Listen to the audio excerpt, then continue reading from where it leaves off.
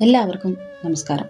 അല്ലയോ അർജുന, അജ്ഞനും ശ്രദ്ധയില്ലാത്തവനും സംശയാത്മാവുമായവൻ നശിച്ചു പോകുന്നു. സംശയാലുവിന് ഈ ലോകവും പരലോകവും സുഖവും ലഭിക്കുകയില്ല. അതായത് വ്യക്തമായ വസ്തുബോധമാണ് ഏതു കാര്യത്തിലും വിജയം നേടിത്തരുന്നത്. വസ്തുബോധമില്ലാതെ സംസാര സമുദ്രത്തിൽ കപ്പലോടിച്ചാൽ എന്താകും സ്ഥിതി? സ്വയം സത്യം അറിയുകയുമില്ല, എന്നാൽ സത്യം കണ്ടവർ പറയുന്നത് വിശ്വസിക്കുകയുമില്ല. അങ്ങനെയുള്ള മനസ്സിന്റെ സ്ഥിതിയാണ് സംശയം. സംശയാത്മാവ് വിവിധ രൂപത്തിൽ നശിക്കാൻ ഇടവരുന്നു. തെറ്റായാൽ പോലും നിശ്ചയബുദ്ധി സൂചിപ്പിക്കും, സംശയബുദ്ധി ദുഃഖിപ്പിക്കുകയും ചെയ്യും. അതിനാൽ അല്ലയോ അർജുന, യോഗസാധനയാൽ കർമ്മങ്ങളെ ഭഗവാനിൽ സമർപ്പിച്ച് ജ്ഞാനത്താൽ സംശയങ്ങളെ ഛേദിച്ചവനും ആത്മാനുഭൂതി ലഭിച്ചവനുമായവനെ കർമ്മങ്ങൾ ബന്ധിക്കുന്നില്ല. കർമ്മയോഗം ഒരുവനെ കർമ്മമുക്തിയിൽ കൊണ്ടെത്തിക്കുന്നതെങ്ങനെയെന്ന് ഭഗവാൻ ഇവിടെ സംഗ്രഹിച്ചു പറയുന്നു. കർമ്മരംഗത്ത് നിൽക്കവേ തന്നെ ആന്തരമായ കർമ്മ സന്യാസം എന്ന അവസ്ഥ നേടണം.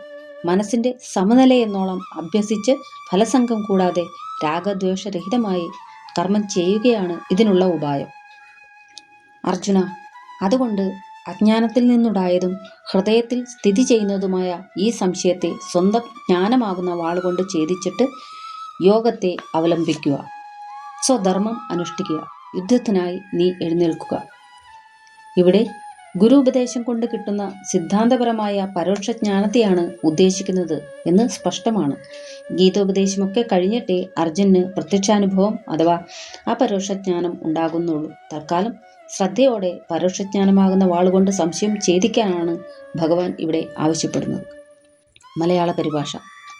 വൈദിക ജ്ഞാനത്തെ അറിയാത്തവനുമീ ധർമ്മശാസ്ത്രങ്ങളെ വിശ്വസിക്കുന്നതും ആയതിനെ സദാ സംശയിക്കുന്നതുമായതാം മനുഷ്യർ ദുഃഖിതർ ഇരുലോകവും. സന്യാസമാദിയാം യോഗത്തിലൂടുന്നു കർമ്മഫലത്തെ ത്യജിച്ചിട്ടു സംശയം കൂടാതെ ആത്മസാക്ഷാത്കാരം എത്തിടും യോഗികൾക്കതില്ലൊരു കർമ്മബന്ധങ്ങളും.